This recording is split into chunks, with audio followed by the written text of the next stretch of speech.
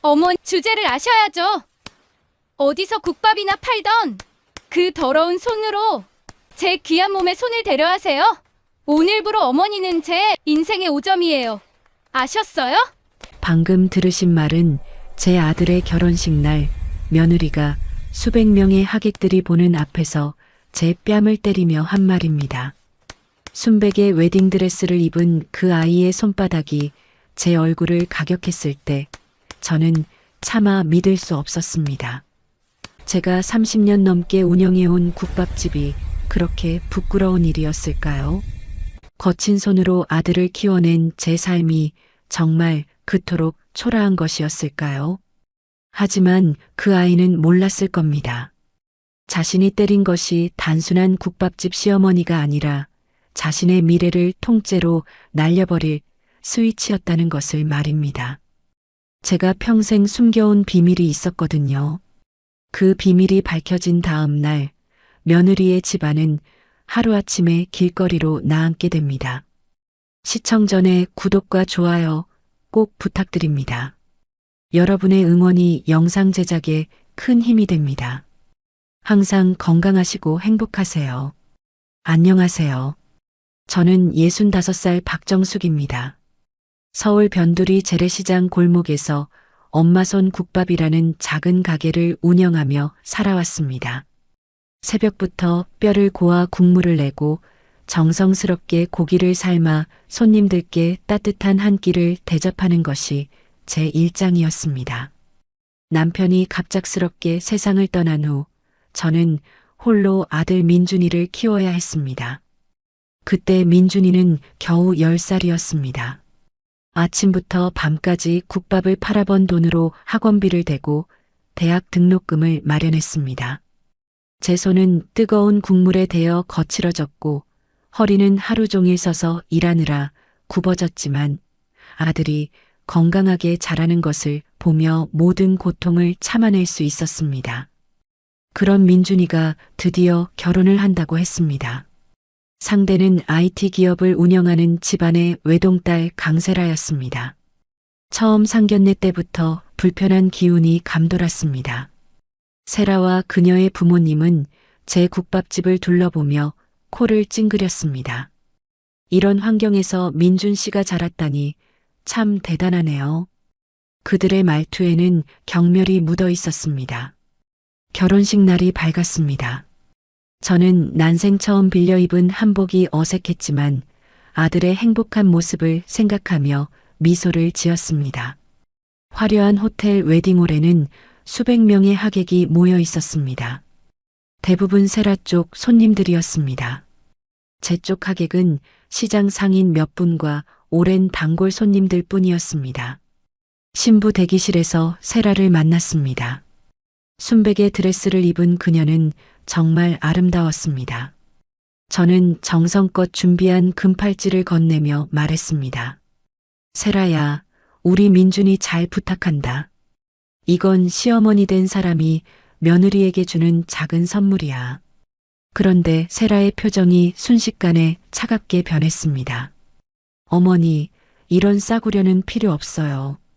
그리고 오늘 하객들 앞에서 너무 나서지 마세요. 국밥집 한다는 얘기도 하지 마시고요. 창피하니까. 그 말에 가슴이 철렁했지만 아들을 위해 참았습니다. 하지만 본식이 시작되고 주례사가 진행되는 동안 세라의 태도는 더욱 노골적이었습니다. 제가 축하 인사를 하려고 다가가자 그녀는 하객들이 보는 앞에서 제 손을 뿌리쳤습니다. 어머니, 제발 그 냄새나는 손으로 저한테 손대지 마세요. 순간 웨딩홀이 조용해졌습니다. 수백 개의 눈이 저를 향했습니다. 그리고 세라는 더욱 목소리를 높였습니다. 다들 아시나요? 이분이 국밥집 하시는 우리 시어머니세요. 평생 남의 밥그릇이나 치우면서 사신 분이 제 시어머니가 되셨어요. 정말 창피해 죽겠네요. 제가 충격의 말을 잇지 못하자 세라는 한 발 더 나아갔습니다. 그녀의 손이 번개처럼 빠르게 움직였습니다. 짝! 날카로운 소리와 함께 제 왼쪽 뺨이 불타올랐습니다. 어머니, 주제를 아셔야죠. 어디서 국밥이나 팔던 그 더러운 손으로 제 귀한 몸에 손을 대려 하세요? 오늘부로 어머니는 제 인생의 오점이에요. 아셨어요? 저는 뺨을 감싸쥐고 비틀거렸습니다. 아들 민준이가 달려왔지만 세라의 눈빛에 주눅들어 아무 말도 하지 못했습니다. 엄마, 괜찮아요? 그 한마디가 전부였습니다. 제 아들은 아내의 폭력 앞에서 비겁하게 침묵했습니다. 하객들 사이에서 웅성거리는 소리가 들렸습니다. 누군가는 휴대폰을 꺼내 영상을 찍기 시작했고 또 누군가는 혀를 차며 고개를 저었습니다. 저는 그 수치스러운 순간을 견디며 조용히 자리를 떠났습니다. 사실 이런 일이 처음은 아니었습니다.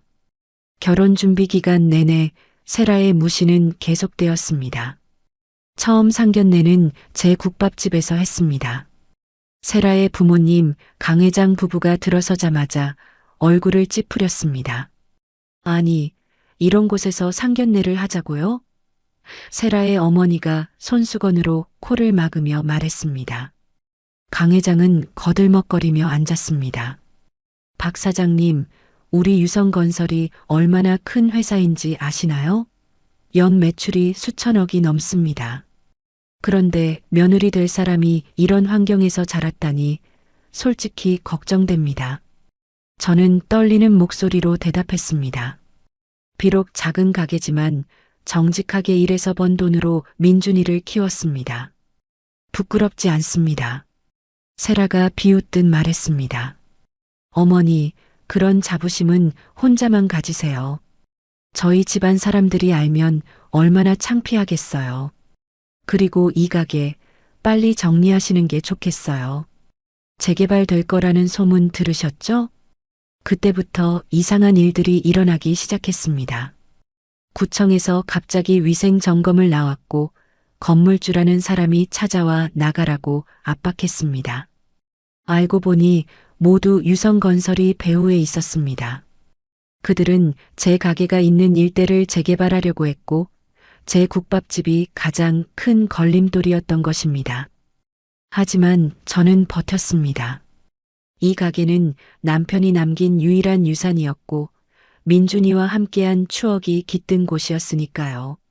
세라는 결혼 준비를 핑계로 자주 찾아와 압박했습니다. 어머니, 민준 씨가 우리 아버지 회사에 취직하려면 제 말을 들으셔야 해요. 이 가게 안 팔면 민준 씨 인생도 끝이에요. 그래도 저는 굴복하지 않았습니다. 그러자 세라의 태도는 점점 더 악랄해졌습니다. 예단 문제로 만났을 때는 제가 준비한 것들을 모두 무시했습니다. 이런 싸구려는 쓰레기통에나 버리세요. 우리 집안 수준에 안 맞아요. 결혼식 전날 세라가 마지막으로 찾아왔습니다. 어머니, 내일 결혼식에서 조용히 계세요. 그리고 식 끝나면 바로 가세요. 피로연은 오지 마시고요. 어머니 같은 사람이 있으면 우리 집안 체면이 안 서거든요. 저는 그날 밤 잠을 이룰 수 없었습니다. 아들의 행복을 위해 모든 것을 참아야 한다고 스스로를 달랬지만 가슴 한구석에서는 무언가가 끓어오르고 있었습니다. 그리고 결혼식 당일 세라는 모든 하객이 보는 앞에서 저를 때렸습니다. 그 순간 저는 결심했습니다. 더는 참지 않기로, 더는 당하지 않기로, 평생 숨겨온 비밀을 꺼낼 때가 왔다고 생각했습니다. 사실 저는 단순한 국밥집 주인이 아니었습니다. 남편이 제게 남긴 것은 작은 가게 하나가 아니었습니다. 그것은 빙산의 일각에 불과했습니다. 결혼식이 끝난 후 저는 홀로 국밥집으로 돌아왔습니다. 뺨은 여전히 화끈거렸고 가슴은 찢어질 듯 아팠습니다. 하지만 더 큰 고통이 기다리고 있었습니다. 다음 날 아침 민준이가 찾아왔습니다. 아들의 얼굴은 수척했고 눈은 충혈되어 있었습니다. 하지만 그가 꺼낸 말은 제 가슴에 또 다른 못을 박았습니다. 엄마, 세라가 화가 많이 났어요. 당분간 연락하지 말아주세요. 제가 믿을 수 없다는 표정으로 아들을 바라보자 민준이는 고개를 숙인 채 말을 이었습니다. 그리고 국밥집도 정리하는 게 좋겠어요. 세라 아버지 회사에서 재개발한대요. 어차피 버틸 수 없을 거예요.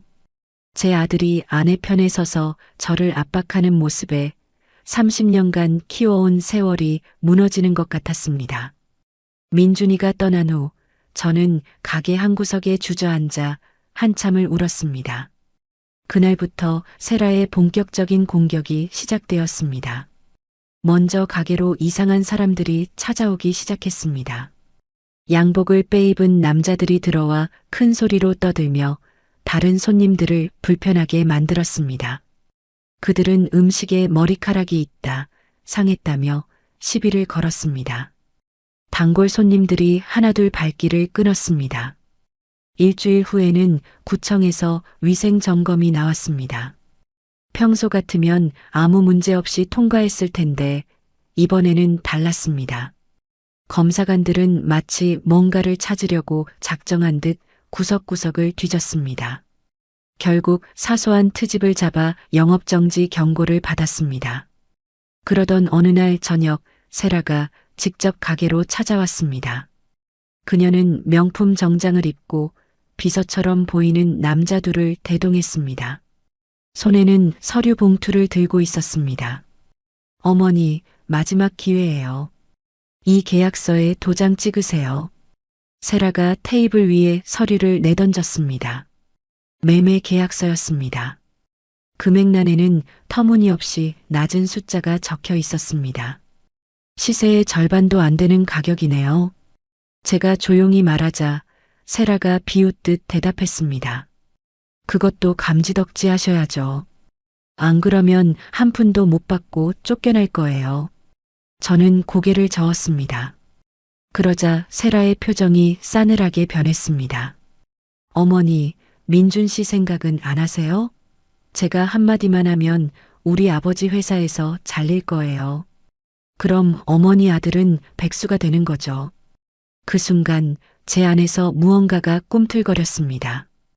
평생 참고 살아온 제가 처음으로 반격할 때가 왔다는 직감이 들었습니다.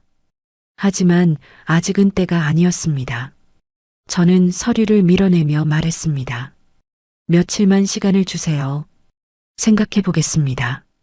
세라가 자리에서 일어서며 경고했습니다. 3일이에요. 그 안에 결정 안 하면 어머니는 모든 걸 잃게 될 거예요. 세라가 떠난 후 저는 가게 뒷방으로 들어갔습니다. 먼지 쌓인 금고를 열고 그 안에서 낡은 서류 봉투를 꺼냈습니다. 남편이 돌아가시기 전 제게 남긴 것이었습니다. 봉투 안에는 여러 장의 등기부 등본과 계약서들이 들어 있었습니다. 사실 저는 단순한 국밥집 주인이 아니었습니다. 남편은 생전에 부동산 투자를 조용히 해왔고 그 결과 이 일대 상가 건물 대부분을 소유하게 되었습니다. 다만 세금 문제와 관리의 편의를 위해 여러 명의 차명으로 등기를 해두었을 뿐이었습니다. 저는 그동안 이 사실을 숨기고 살았습니다. 돈이 사람을 변하게 만든다는 것을 알았기에 민준이가 성실하게 자라길 바랐기 때문입니다. 하지만 이제는 숨길 때가 아니었습니다. 제 아들과 제 삶을 지키기 위해 비장의 카드를 꺼낼 시간이 왔습니다. 3일째 되는 날 아침 예상치 못한 일이 벌어졌습니다. 가게 셔터를 올리려는데 빨간 스프레이로 더러운 국밥집 위생 불량 같은 낙서가 가득했습니다. 그것도 모자라 가게 앞에는 쓰레기가 산더미처럼 쌓여 있었습니다. 충격에 멍하니 서 있는데 주변 상인들이 하나둘 모여들었습니다. 그들의 표정은 동정심으로 가득했지만 아무도 선뜻 도와주겠다고 나서지 못했습니다. 모두가 유성건설의 보복이 두려웠던 것입니다. 저는 묵묵히 쓰레기를 치우고 낙서를 지우기 시작했습니다. 무릎이 아프고 허리가 끊어질 것 같았지만 멈출 수 없었습니다. 이곳은 제 삶의 전부였으니까요. 오후가 되자 세라가 다시 나타났습니다.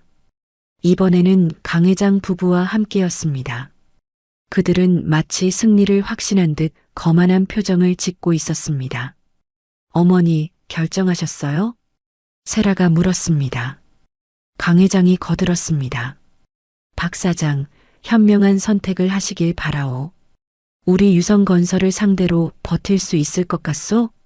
그때였습니다. 제 뒤에서 낯선 목소리가 들렸습니다. 박 여사님, 괜찮으십니까? 돌아보니 검은 정장을 입은 중년 남자가 서 있었습니다. 그의 뒤에는 비슷한 차림의 남자들이 여럿 더 있었습니다. 낯선 이의 등장에 강 회장의 표정이 미묘하게 변했습니다. 당신은 누구요? 강 회장이 물었습니다. 남자는 정중하게 명함을 내밀었습니다. 저는 마 회장의 비서실장입니다. 박 여사님을 모시러 왔습니다.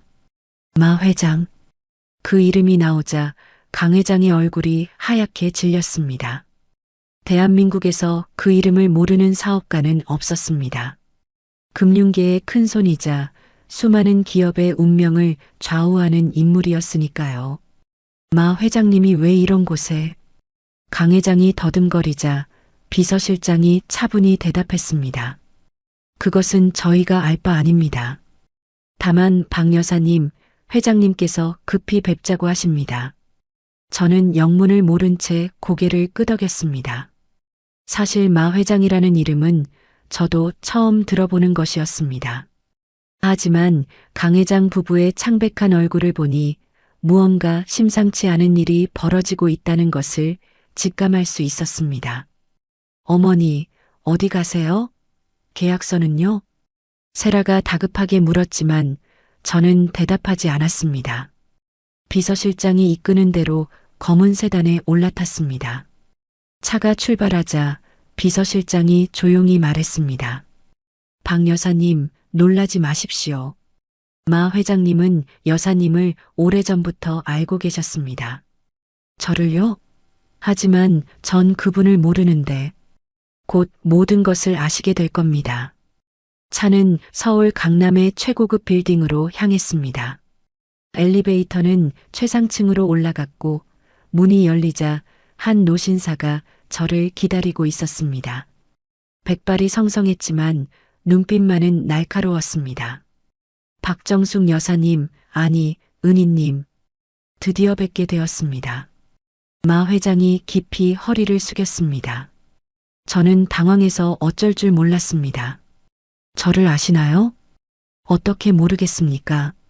40년 전 굶어 죽어가던 저를 살려주신 분을. 마 회장의 말에 희미한 기억이 떠올랐습니다.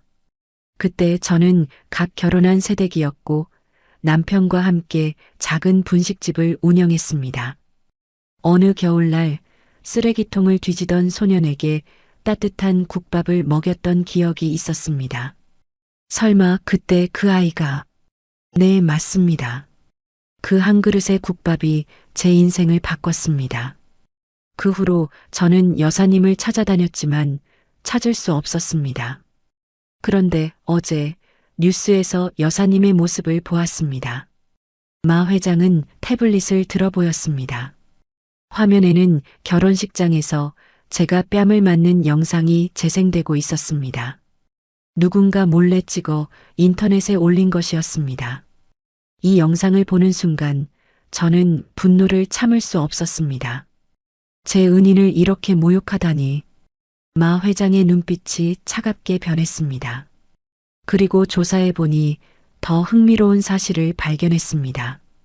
유성건설 강 회장, 그자가 바로 30년 전 박 여사님의 남편을 파산시킨 사기꾼이더군요. 저는 충격에 입을 다물지 못했습니다. 남편이 급작스럽게 돌아가신 것도 사실은 사업 실패로 인한 충격 때문이었습니다. 그런데 그 배후에 강 회장이 있었다니.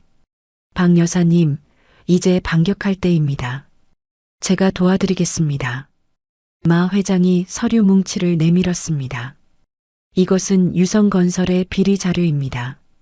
탈세, 불법 하도급, 비자금 조성. 이것만으로도 회사를 파산시킬 수 있습니다. 저는 떨리는 손으로 서류를 받았습니다. 평생 참고 살아온 제가 이제야 싸울 무기를 얻은 것입니다. 그리고 한 가지 더 있습니다. 마 회장이 또 다른 서류를 꺼냈습니다. 유성건설의 최대 채권자가 바로 저입니다. 제가 자금을 회수하면 그들은 당장 내일 파산입니다. 순간 세상이 뒤집히는 것 같았습니다. 그동안 저를 괴롭히던 그들이 사실은 한순간에 무너질 수 있는 모래성이었다니. 저는 마 회장을 바라보며 물었습니다. 왜 이렇게까지 도와주시는 건가요? 은혜는 평생 잊지 않는 것이 사람의 도리입니다. 그리고 마 회장이 잠시 말을 멈추더니 진지한 표정으로 말했습니다. 박 여사님이 모르고 계신 것이 하나 더 있습니다. 여사님의 남편이 남긴 유산 말입니다. 유산이요? 국밥집 말고는 없는데. 아닙니다. 제가 조사해보니 박 사장님은 돌아가시기 전 여사님 몰래 부동산을 대량 매입하셨더군요. 그것도 차명으로요. 마 회장이 등기부 등본 뭉치를 펼쳤습니다. 제가 아는 것보다 훨씬 많은 부동산이 기록되어 있었습니다. 이 일대 상가 건물의 80%가 사실상 여사님 소유입니다. 다만 세금과 관리 문제로 여러 차명으로 되어 있을 뿐이죠. 저는 놀라움을 감출 수 없었습니다. 남편이 그렇게 큰 재산을 숨겨두었다니. 하지만 동시에 이해가 되었습니다. 남편은 늘 말했습니다. 당신과 민준이를 위해 뭔가를 준비하고 있다고. 그럼 제가, 네, 여사님은 이미 수백억대 자산가입니다. 단지 모르고 계셨을 뿐이죠. 그 순간 제 안에서 무언가가 폭발하는 것 같았습니다. 평생 무시당하고 멸시받으며 살아온 서름이 분노로 바뀌는 순간이었습니다. 마 회장님, 부탁이 있습니다. 말씀하십시오. 내일 유성건설을 파산시켜 주세요. 그리고 제 며느리와 그 가족들이 다시는 일어서지 못하게 해주세요. 마 회장이 차가운 미소를 지었습니다. 그것이 제가 바라던 바입니다. 내일 아침 대한민국은 유성건설의 몰락을 목격하게 될 것입니다. 챕터 5 첫 번째 반격. 마 회장과의 만남을 마치고 집으로 돌아온 저는 밤새 잠을 이룰 수 없었습니다. 평생 숨죽이며 살아온 제가 이제 반격을 시작한다는 사실이 믿기지 않았습니다. 새벽녘 마 회장의 비서실장으로부터 문자가 왔습니다. 모든 준비가 완료되었다는 내용이었습니다. 아침 일찍 저는 평소와 다름없이 국밥집 문을 열었습니다. 하지만 오늘은 달랐습니다. 가게 앞에 검은 승용차들이 줄지어 서 있었고 정장을 입은 사람들이 기다리고 있었습니다. 그들은 마 회장이 보낸 법무팀이었습니다. 박 여사님, 오늘부터 저희가 모든 법적 대응을 맡겠습니다. 수석 변호사가 서류철을 펼쳤습니다. 그 안에는 제가 실제로 소유한 부동산 목록이 빼곡히 적혀 있었습니다.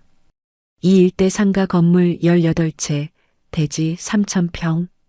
시가로 환산하면 300억이 넘는 자산이었습니다. 바로 그때 세라가 강 회장과 함께 가게로 들이닥쳤습니다. 그들의 표정은 다급했습니다. 아마도 마 회장의 움직임을 눈치챈 모양이었습니다. 어머니, 어제 그 사람들이 누구예요? 세라가 날카롭게 물었습니다. 저는 침착하게 대답했습니다. 제 법률 대리인들입니다. 강 회장이 비웃듯 말했습니다. 법률 대리인? 국밥집 주인이 무슨 돈으로? 바로 그 순간 수석 변호사가 일어서며 서류를 내밀었습니다. 강 회장님, 이것은 부동산 소유권 이전 등기 서류입니다. 오늘부로 이 일대 모든 상가 건물의 소유권이 박정숙 여사님 명의로 일원화됩니다. 강 회장의 얼굴이 새하얗게 변했습니다. 그는 떨리는 손으로 서류를 받아들었습니다. 등기부등본, 매매계약서, 소유권 이전 확인서, 모든 것이 완벽했습니다. 이게 무슨, 이럴 리 없어. 강 회장이 소리쳤지만 현실은 바뀌지 않았습니다. 세라도 충격에 입을 다물지 못했습니다. 자신이 그토록 무시했던 시어머니가 사실은 이 일대의 건물주였다니. 그리고 한 가지 더 알려드릴 것이 있습니다. 변호사가 또 다른 서류를 꺼냈습니다. 유성건설이 추진 중인 재개발 사업 취소되었습니다. 토지 소유주인 박 여사님이 동의하지 않으시니까요. 이것은 시작에 불과했습니다. 오후가 되자 더 큰 폭탄이 터졌습니다. 금융감독원 직원들이 유성건설 본사로 들이닥친 것입니다. 횡령, 배임, 분식회계 혐의였습니다. 마 회장이 제보한 자료들이 효과를 발휘한 것입니다. 저녁 무렵 뉴스에 긴급 속보가 떴습니다. 유성건설 강 회장이 긴급 체포되었다는 소식이었습니다. 화면에는 수갑을 찬 채 고개를 숙인 강 회장의 모습이 비쳤습니다. 그 옆에서 세라의 어머니가 울부짖고 있었습니다. 그날 밤 세라가 혼자 국밥집을 찾아왔습니다. 명품으로 치장했던 그녀의 모습은 온데간데 없었습니다. 부스스한 머리, 번진 화장, 구겨진 옷차림. 불과 하루 만에 그녀는 초라한 몰골이 되어 있었습니다. 어머니, 제발 도와주세요. 우리 아버지가. 세라가 무릎을 꿇었습니다. 결혼식장에서 저를 때렸던 그 거만한 며느리가 이제는 바닥에 엎드려 울고 있었습니다. 아버지 회사가 망하면 저희 가족은 끝이에요. 제발 한 번만 용서해 주세요. 저는 차가운 눈으로 그녀를 내려다보았습니다. 평생 참고 살아온 제가 처음으로 누군가를 내려다보는 위치에 서 있었습니다. 그것도 저를 그토록 멸시했던 사람을 말입니다.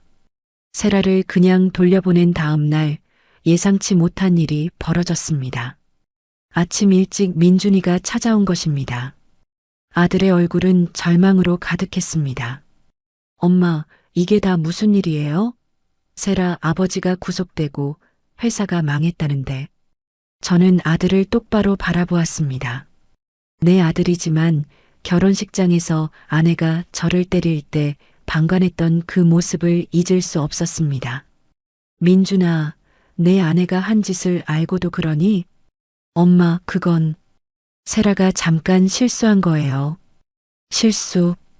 그 말에 제 가슴이 또다시 찢어졌습니다. 어머니의 뺨을 때린 것이 단순한 실수란 말인가요? 민준아, 넌 누구 편이니? 제 물음에 아들은 대답하지 못했습니다. 그저 고개만 숙인 채 중얼거렸습니다. 엄마가 우리를 망치고 있어요. 그 말을 남기고 아들은 떠났습니다. 저는 또다시 혼자가 되었습니다. 하지만 이번에는 달랐습니다. 더 이상 약하지 않았으니까요. 그런데 세라는 포기하지 않았습니다. 그녀는 인터넷에 저를 공격하는 글을 올리기 시작했습니다. 갑부 시어머니의 두 얼굴, 국밥집은 위장이었다 같은 제목으로 저를 교활한 사기꾼으로 몰아갔습니다. 심지어 방송국 기자들을 동원해 가게 앞에서 인터뷰까지 했습니다. 시어머니가 저희를 속였어요. 가난한 척하면서 사실은 건물주였다니 이게 말이 되나요? 여론이 조금씩 흔들리기 시작했습니다. 일부 사람들은 세라의 편을 들기도 했습니다. 숨겨진 부자라는 프레임이 씌워지자 저는 졸지의 위선자가 되어버렸습니다. 하지만 마 회장은 이미 이런 상황을 예상하고 있었습니다. 그는 즉시 대응팀을 꾸려 반박 자료를 언론에 배포했습니다. 결혼식 폭행 영상, 세라가 저를 협박했던 CCTV 영상, 그리고 유성건설의 각종 비리 자료들이 공개되었습니다. 특히 결정적이었던 것은 30년 전 강 회장이 제 남편을 사기로 파산시킨 증거였습니다. 당시 법원 판결문과 피해자 진술서가 공개되자 여론은 완전히 뒤집혔습니다. 그래도 세라는 끝까지 발악했습니다. 어느 날 밤 가게로 수상한 사람들이 찾아왔습니다. 그들은 용역 깡패들이었습니다. 가게를 부수려는 것이 분명했습니다. 하지만 그들이 가게에 들어서기도 전에 어디선가 나타난 마 회장의 부하들이 그들을 제압했습니다. 마 회장은 이미 제 신변 보호를 위해 경호원들을 배치해 둔 것입니다. 박 여사님은 우리가 지킵니다. 감히 건드릴 생각 말라고 전하시죠. 경호 팀장의 경고에 용역 깡패들은 줄행랑을 쳤습니다. 다음 날 더 큰 일이 터졌습니다. 세라가 민준이를 앞세워 재산분할 소송을 제기한 것입니다. 며느리로서 시어머니 재산에 대한 권리를 주장한다는 황당한 논리였습니다. 법원에서 마주친 세라는 여전히 도끼 가득한 눈빛이었습니다. 어머니가 다 가져가실 순 없어요. 민준 씨도 권리가 있잖아요. 하지만 제 변호사는 이미 완벽한 대응을 준비해 두었습니다. 이 재산은 모두 박 여사님의 남편이 남긴 것입니다. 법적으로 박 여사님의 단독 소유이며 며느리는 아무런 권리가 없습니다. 판사도 세라의 주장을 일축했습니다. 오히려 결혼식 폭행건으로 세라에게 벌금형을 선고했습니다. 소송에서 패배한 세라는 더욱 극단적인 선택을 했습니다. 민준이와 함께 기자회견을 열어 저를 공개적으로 비난하기로 한 것입니다. 하지만 그들이 기자회견장에 도착했을 때 예상치 못한 광경이 펼쳐졌습니다. 회견장은 이미 마 회장이 소집한 기자들로 가득했습니다. 그리고 단상에는 제가 서 있었습니다. 옆에는 마 회장과 변호사들, 그리고 놀랍게도 제 남편의 옛 동료들이 함께했습니다. 오늘 제가 모든 진실을 말씀드리겠습니다. 제가 마이크를 잡자 회견장이 조용해졌습니다. 30년 전 제 남편은 강 회장의 사기로 모든 것을 잃었습니다. 그리고 그 충격으로 세상을 떠났죠. 화면에 당시 자료들이 띄워졌습니다. 법원 판결문, 신문 기사, 그리고 남편의 유서까지. 남편은 돌아가시기 전 제게 약속했습니다. 언젠가 진실이 밝혀질 거라고. 그리고 우리 아들이 떳떳하게 살 수 있도록 재산을 남겨두셨습니다. 저는 민준이를 바라보았습니다. 아들의 눈에 눈물이 고여 있었습니다. 아버지의 진짜 이야기를 처음 듣는 것이었으니까요. 하지만 저는 그 재산을 숨기고 살았습니다. 돈이 사람을 망친다는 것을 알았기 때문입니다. 민준이가 정직하게 살기를 바랐습니다. 그때 마 회장이 일어섰습니다. 제가 증언하겠습니다. 40년 전 박 여사님은 굶어 죽어가던 저를 구해주셨습니다. 그리고 30년 전 박 여사님의 남편은 강 회장에게 사기를 당했습니다. 저는 그 모든 것을 지켜봤습니다. 마 회장이 또 다른 서류를 꺼냈습니다. 이것은 강 회장이 운영하는 유성건설의 진짜 실체입니다. 화면에 충격적인 자료들이 나타났습니다. 불법 대출, 리베이트, 탈세 정황, 그리고 결정적으로 여러 중소기업을 사기로 파산시킨 증거들이었습니다. 유성건설은 30년간 수십 개의 회사를 같은 수법으로 파산시켰습니다. 박 여사님의 남편은 그 첫 번째 피해자였을 뿐입니다. 기자들이 술렁거렸습니다. 이것은 단순한 가족 간 갈등이 아니라 거대한 경제 범죄였던 것입니다. 그 순간 회견장 뒤편에서 경찰들이 들어왔습니다. 그들은 곧장 세라에게 다가갔습니다. 강세라 씨 사기 및 공갈 혐의로 체포합니다. 뭐라고요? 이게 무슨... 세라가 저항했지만 소용없었습니다. 경찰은 이미 그녀가 저를 협박하고 용역 깡패를 고용한 증거를 확보한 상태였습니다. 민준아. 세라가 남편을 불렀지만 민준은 고개를 돌렸습니다. 아들은 이제야 모든 진실을 알게 된 것입니다. 아버지가 억울하게 죽었다는 것, 어머니가 평생 그 비밀을 품고 살았다는 것, 그리고 자신이 얼마나 불효자였는지를. 엄마, 민준이 제게 다가와 무릎을 꿇었습니다. 죄송해요. 정말 죄송해요. 하지만 저는 아들을 일으켜 세우지 않았습니다. 아직은 용서할 때가 아니었으니까요. 그때 마 회장이 마지막 폭탄을 터뜨렸습니다. 그리고 한 가지 더 발표할 것이 있습니다. 오늘부로 유성건설의 모든 자산은 법원 경매에 넘어갑니다. 그리고 그 경매의 우선 매수권자는 박정숙 여사님입니다. 이것이 진짜 반전이었습니다. 제가 유성건설을 인수하게 된 것입니다. 세라의 집안이 평생 일궈온 회사가 그들이 그토록 무시했던 국밥집 시어머니의 소유가 된 것입니다. 회견장은 아수라장이 되었습니다. 기자들은 앞다투어 질문을 쏟아냈고 카메라 플래시가 터졌습니다. 그 와중에 세라는 경찰에 연행되어 나갔고 민주는 바닥에 주저앉아 울고 있었습니다. 저는 조용히 마이크를 잡고 마지막 말을 했습니다. 저는 복수를 원했던 것이 아닙니다. 단지 진실이 밝혀지기를 바랐을 뿐입니다. 하지만 저와 제 남편을 모욕한 사람들은 그 대가를 치러야 합니다. 그렇게 기자회견은 끝났습니다. 하지만 이것은 끝이 아니라 새로운 시작이었습니다. 저는 이제 더 이상 숨지 않기로 했으니까요. 국밥집 주인 박정숙이 아니라 당당한 한 사람의 여성 기업인으로 살아가기로 결심했습니다. 그날 밤 저는 오랜만에 편안하게 잠들 수 있었습니다. 남편의 영정 앞에 앉아 조용히 말했습니다. 여보, 이제 다 끝났어요. 당신의 억울함도 우리의 서름도 이제 모두 끝났어요. 창밖으로 별이 빛나고 있었습니다. 마치 하늘에서 남편이 미소 짓고 있는 것 같았습니다. 챕터 8 숨겨진 진실 -2중 반전. 기자회견이 끝난 다음 날 더 충격적인 진실이 밝혀졌습니다.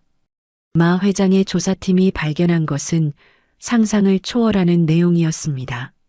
마 회장이 제 국밥집으로 직접 찾아왔습니다. 그의 표정은 심상치 않았습니다. 손에는 두꺼운 서류 봉투를 들고 있었습니다. 박 여사님, 앉으셔야 할 것 같습니다. 충격적인 사실을 발견했습니다. 마 회장이 서류를 펼쳤습니다. 그것은 30년 전 법원 기록과 병원 진료 기록이었습니다. 제 눈앞이 캄캄해졌습니다. 남편의 죽음이 단순한 충격사가 아니었던 것입니다. 박 사장님은 자살이 아니었습니다. 타살 가능성이 매우 높습니다. 당시 담당 형사의 수사 기록에는 의문점이 가득했습니다. 하지만 누군가의 압력으로 사건이 은폐되었고 자살로 종결되었던 것입니다. 그 압력을 행사한 사람이 바로 강 회장이었습니다. 강 회장은 단순히 사기꾼이 아니었습니다. 살인자였던 겁니다. 저는 그 자리에서 무너져 내렸습니다. 30년간 품고 살았던 한이 분노로 폭발하는 순간이었습니다. 남편은 스스로 목숨을 끊은 것이 아니라 누군가에 의해 살해당한 것이었습니다. 마 회장은 즉시 검찰에 이 자료를 제출했습니다. 재수사가 시작되었고 당시 사건 관계자들이 줄줄이 소환되었습니다. 그리고 충격적인 증언들이 쏟아져 나왔습니다. 강 회장은 제 남편을 제거하기 위해 조직 폭력배를 고용했고 사고로 위장해 살해했던 것입니다. 그리고 그 재산을 모두 빼앗아 유성건설의 기반을 만들었던 것이었습니다. 이 사실이 언론에 공개되자 전국이 발칵 뒤집혔습니다. 단순한 경제사범이 아니라 살인자였다는 사실에 모든 사람이 경악했습니다. 세라도 이 사실을 몰랐던 것 같았습니다. 구치소에서 면회온 어머니에게 진실을 듣고는 실신했다고 합니다. 그런데 또 다른 반전이 있었습니다. 마 회장이 왜 그토록 저를 도왔는지 그 진짜 이유가 밝혀진 것입니다. 사실 저도 박 사장님과 인연이 있었습니다. 마 회장이 낡은 사진 한 장을 꺼냈습니다.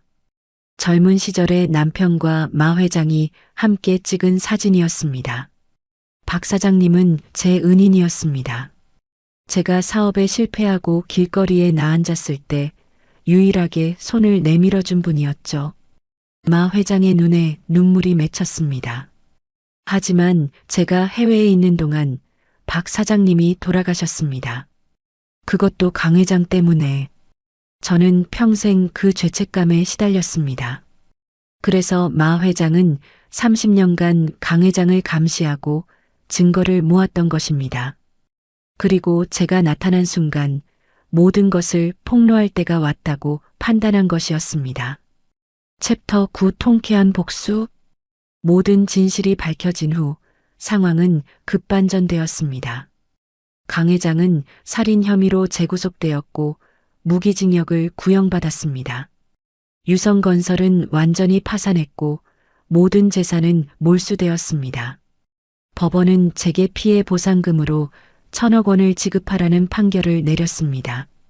하지만 이미 유성건설에는 남은 재산이 없었습니다. 대신 저는 그들의 집, 차, 모든 동산과 부동산을 차압했습니다. 세라의 가족은 하루아침에 거리로 나앉게 되었습니다. 그들이 그토록 자랑하던 강남의 펜트하우스도 수입차들도 명품들도 모두 경매에 넘어갔습니다. 세라는 집행유예를 받고 풀려났지만 갈 곳이 없었습니다. 어느 날 초라한 몰골의 세라가 국밥집을 찾아왔습니다. 한때 그토록 화려했던 그녀는 이제 남루한 옷차림에 야위어 있었습니다.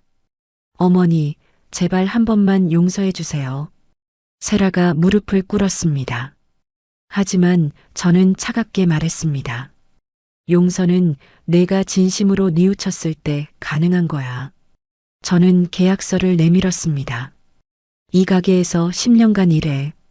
새벽부터 밤까지 설거지하고 청소하고. 그럼 다시 생각해 보겠다. 세라는 울면서 도장을 찍었습니다.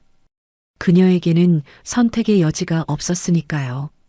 다음 날부터 세라는 앞치마를 두르고 일을 시작했습니다. 뜨거운 국물에 손이 대고 무거운 쟁반에 허리가 아팠지만 그녀는 견뎌야 했습니다. 민준이도 달라졌습니다. 아들은 회사를 그만두고 제 곁으로 돌아왔습니다. 그리고 무릎을 꿇고 용서를 빌었습니다. 엄마, 정말 죄송해요. 제가 너무 못났어요. 저는 아들을 일으켜 세웠습니다. 피는 물보다 진하다고 결국 아들은 제 곁으로 돌아왔습니다. 민주는 이제 저와 함께 가게를 운영하며 성실하게 살아가고 있습니다. 챕터 10 새로운 시작과 여운. 1년이 지났습니다. 저는 유성건설을 인수해 정직건설로 이름을 바꾸었습니다. 회사는 이제 중소기업을 돕고 서민들을 위한 임대주택을 짓는 착한 기업이 되었습니다. 국밥집은 여전히 운영하고 있습니다. 이곳은 제 삶의 뿌리이자 남편과의 추억이 깃든 곳이니까요. 다만 이제는 어려운 이웃들에게 무료 급식도 제공하고 있습니다. 세라는 여전히 가게에서 일하고 있습니다.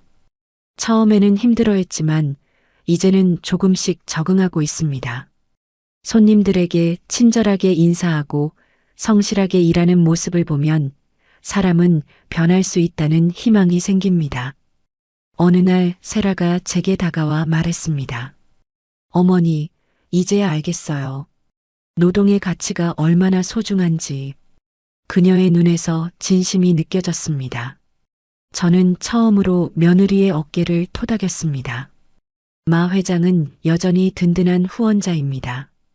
그는 제가 운영하는 장학재단에 거액을 기부했고 어려운 학생들이 꿈을 펼칠 수 있도록 돕고 있습니다.